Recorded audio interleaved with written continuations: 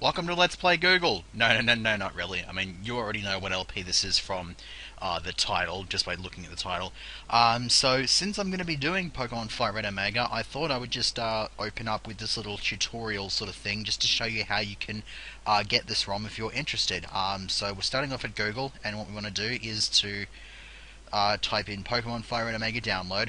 Now, you would think it's the first result here, because Cool ROM's a pretty decent site, but we'll actually have a look and see why this is not a problem. This is a problem. Cool ROM has actually had to take all of its Nintendo-based ROMs off due to an order from Nintendo of America. So, if you want some Nintendo-based ROMs, do not go to Cool ROM because they don't have them anymore, which kind of sucks.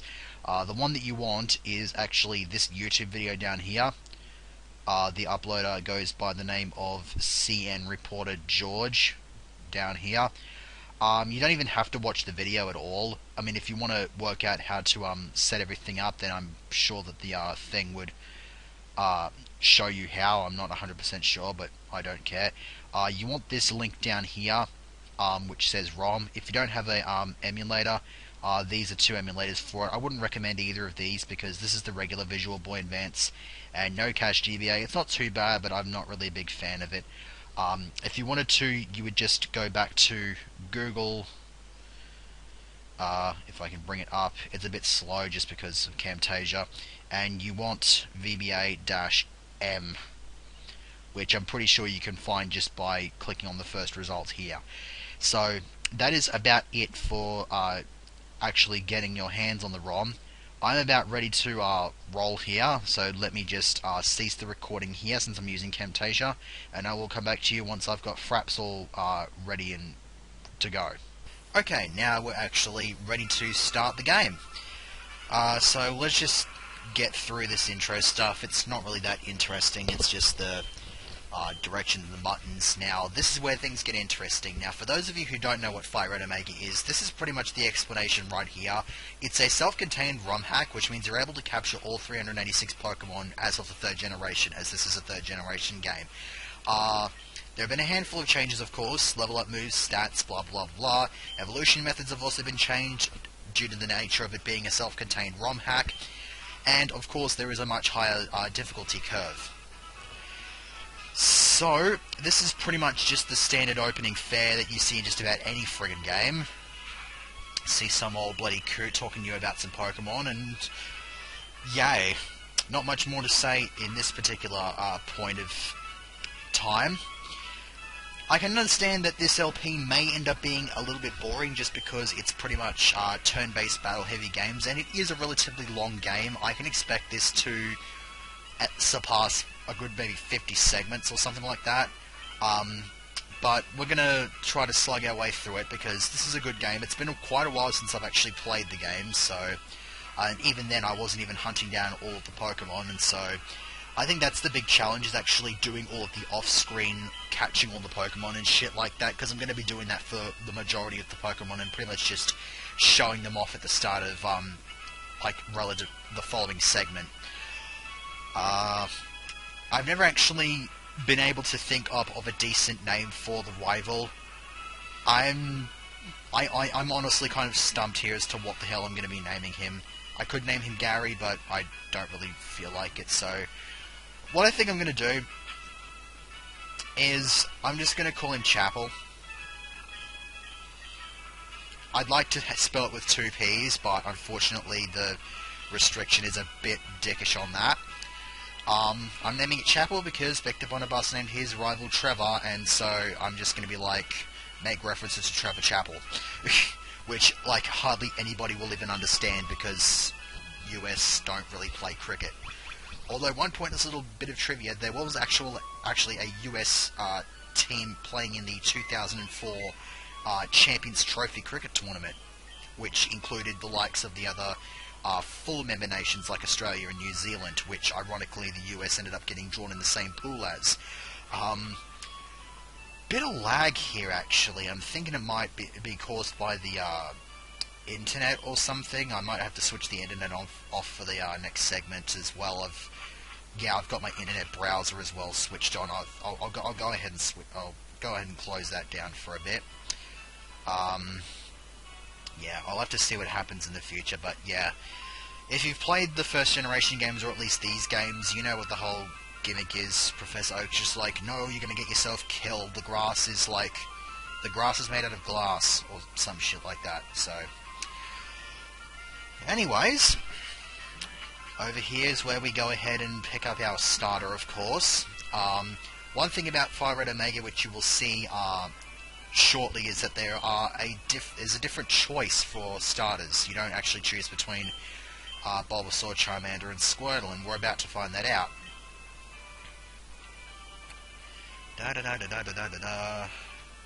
Yep, okay. Okay, how do I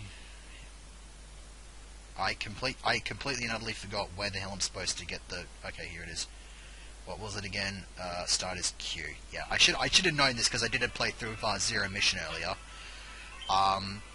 So let me just quickly go ahead and make that fast. Classic frame. And now we can have a look at what we got to choose from. We have here Magby, which I'm going to say no to. Smurchum, which I am going to say no to for now, just so I can show off the third choice, which is Elekid. And I'm going to choose no on that as well. My choice here is not actually going to be relevant to anything, because I'm not actually going to be keeping any of these starters. The reason I picked Smurchum is because it's the only one that I have never actually used ever. Like, I used Magby in Black 2, I used Kaminari. If you've seen my Soul Silver series, you'll know I'd used Kaminari in that playthrough, which eventually became my Electivire. Smurchum, no, you don't get a nickname. I'm not going to be using Smurchum because I've already got at least one Pokemon planned, and it's has one of its types is the same as Smurchum, so I'm just going to use Smurchum for just the hell of it. And obligatory first battle against your rival. Thing with Smurchum is if you do choose to use Smurchum, this is the only situation where your rival will actually have the Pokemon that you're weak to, because of course fire beating ice. Otherwise, it's pretty much just an even matchup sort of a spiel. Although I'm pretty sure that if you picked Elekid, it could get a Fire Punch. So I'm assuming that if you picked Elekid, he'd have Smurchum, which means you'd get some kind of advantage. But it's not like I really care that much anyway. So of course, the thing outspeeds me. This ROM hack is relatively hard. I don't actually expect to win this fight, to be perfectly honest with you. I did learn from watching Jish's FireRed Omega playthrough that the best course of action here is to just completely stick with Scratch and do absolutely nothing else. The one thing as well, regardless of what you pick, the Pokemon you pick has an Oranberry, and the Pokemon your rival picks just doesn't, for some stupid reason. And it looks like I'm going to be met with a level of success here. Okay, and I didn't even have to use the potion, so that's nice to have. And I get 80 bucks for winning, which is... It's kind of a pittance compared to the 175 that you got in Red, Blue, and Yellow.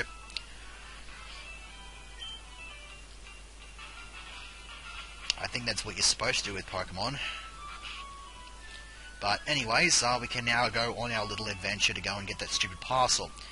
Now, in Big Dip's LP, the first wild Pokemon he came across was a Nidoran female. What do we get? We get a Pidgey. Okay. Sounds about as generic as you can get. So let's go ahead and beat the shit out of this using Speed Up. Love the Speed Up key. And I actually had to set the fraps to record at 60 FPS for this playthrough, because if I record at 30 FPS, whenever I use the Speed Up key, when I switch the Speed Up key off, the game lags up an absolute shitstorm. Nowhere near as bad as what it was just earlier on in the playthrough, but actually, yeah, it was really bad. Like, it wasn't as bad like as the little the small lag spike I had was not as bad as the horrible lag spike I got when I was using the speed up key on 30 FPS. I knew that this was the case because I was trying to hopefully record a GBA game earlier on when I had the VBA. Either that or just testing to see if I could record VBA stuff with fraps. Obviously, that worked out relatively fine. And another Pidgey. There's actually a handful of different Pokemon here. Might as well kill this just so I can get the level up out of it. Okay. That seemed to work out pretty well, and I got Powder Snow, so that means Pidgeys will not survive anything that I do from now on. Unless I decide to tackle one and catch it. I mean, which I've obviously got to do if I'm going for the Pokedex completion. So, let's go ahead and have a healage. Blah, blah, blah, blah. Okay, cool. In before I had Pokerus, so just be like, shh, my god. What was... okay, thank you. How do I... Oh, yeah, because I don't have the bloody running shoes yet. Psst, derp. Alright, let's go get this parcel. Yay. Now, whenever I think of the Oak's parcel and like he orders a custom Pokeball, I always think of it as the one that he used in Pokemon Forever, where you just like twist the little cap, and it's like a prototype version. Like if you've seen Pokemon Forever and you know the plot to it, then you know what I'm talking about. But if you don't, a young version of Professor Oak gets transported forward in time and meets up with Ash and whatnot. So, and it was kind of interesting and kind of sad when the Celebi just died, but then it was epic when you just saw like a whole horde of Celebis just flying in from different points in time and saying, "Oi, come back to life, dipshit."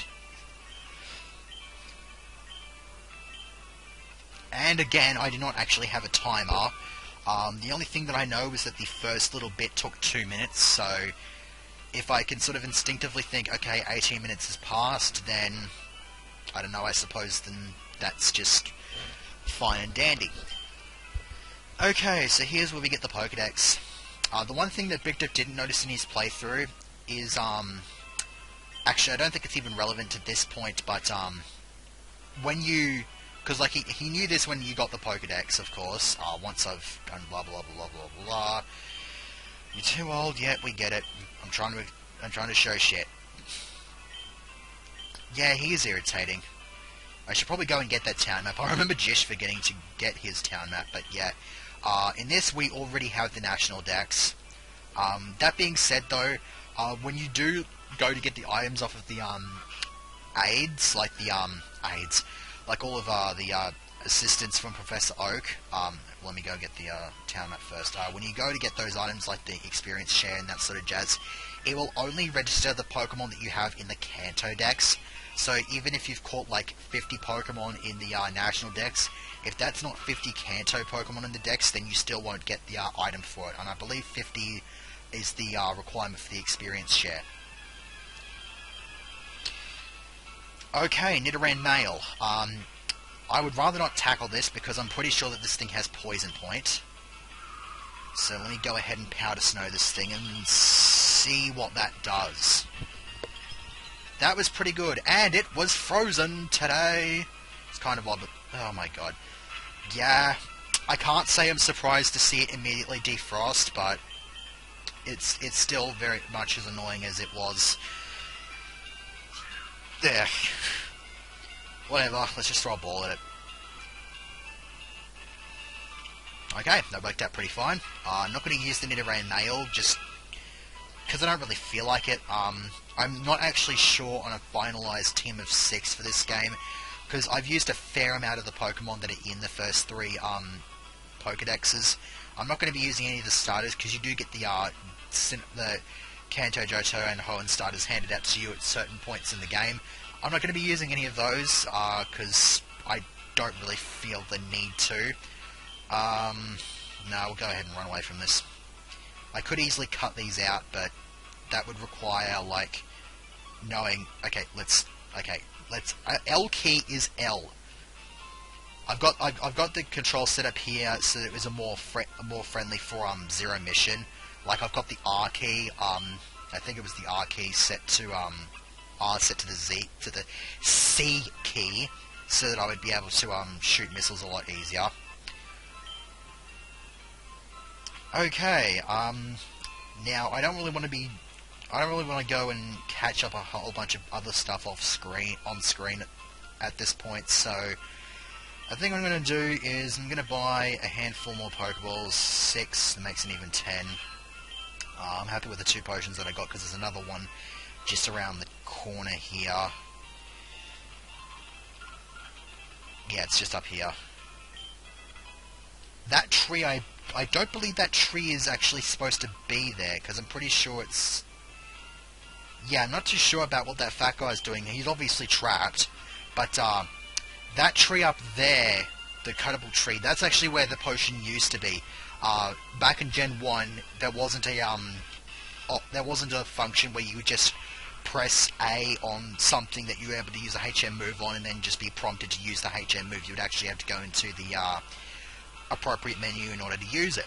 And so that made it possible for hidden items to be hidden in the same square as stuff like cuttable trees. I'm not too sure if that's the case for pushable boulders. I never actually checked that out. I don't believe that there is, though. But that's just a nice little tidbit to know. And then, of course, as well, there's the glitch that lets you stand in the exact spot where the tree was, save, turn it off, turn it back on, and then you appear on top of the tree, which I thought was kind of hilarious, but really not that relevant to anything.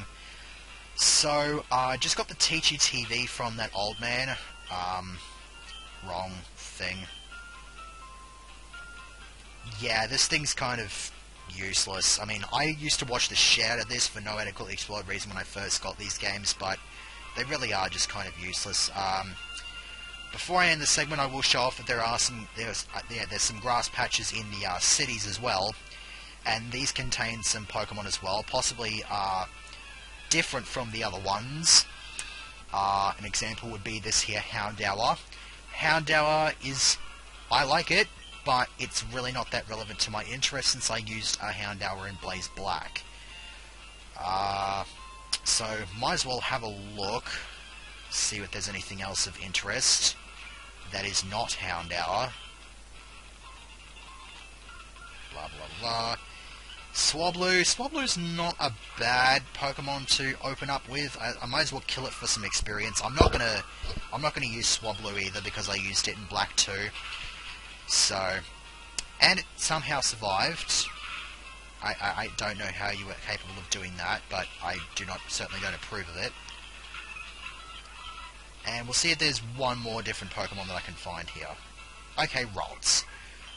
Ralts would be interesting, but I've used Gardevoir many times in various playthroughs, and I've also used Gallade in Blaze Black, so once again, not really that relevant to my interest. I'm just going to go ahead and kill it for experience since it has a decent level on it.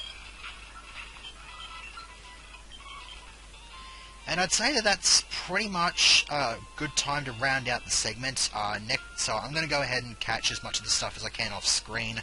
I may have to buy some more Pokeballs, but that's kind of how it's supposed to work at the start here. And next time I should be doing my second rival battle of the game. So, see you then. One thing I actually forgot to mention in this segment, this guy, if you talk to him, well, he's asking me how the fish are biting. The reason for that is he's actually the fishing guru. He's actually been moved from Vermilion to here, and so as a result, he gave me... No, this is not what I want to look at. He gave me the old rod, so that you can start fishing immediately. So if you want to go and find some aquatic Pokemon that you want to fish up, especially if your rival is using Magmar, you can go ahead and grab the old rod and have a look in here, which I've got 2 minutes to burn here actually, so I might as well have a bit of a look. Okay, cool. And... wait, what? I wasn't aware that you could find Totodile in the wild here. You're really not supposed to, actually. I'll have to have a look at that. So yeah, gonna end this segment with a rather unorthodox wild encounter. So, see you for that. See you next time.